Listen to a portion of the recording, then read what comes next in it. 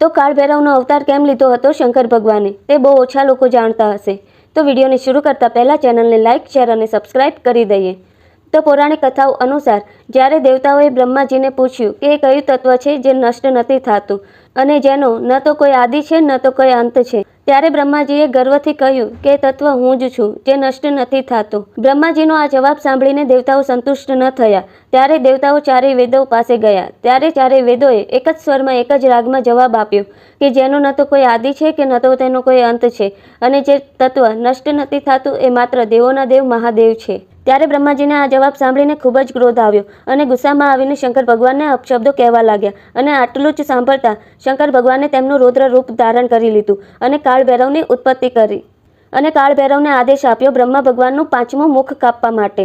ત્યારે કાળભૈરવે તેમના ડાબા હાથની બધાથી નાની આંગળીના નખ વડે બ્રહ્મા ભગવાનનું 5મું મુખ કાપી નાખ્યું અને કાળભૈરવે બ્રહ્મા હત્યાનું પાપ પોતાના માથે લીધું અને શંકર ભગવાનના આદેશથી તે કાશી તરફ ચાલવા લાગ્યા અને કાશીમાં કાળભૈરવે તપસ્યા કરી આ પાપથી મુક્તિ મેળવી અને આ જ કારણથી ભગવાન શંકરે એમને કાશીનો કોતવાલ એટલે કે રક્ષક ઘોષિત કરી દીધા।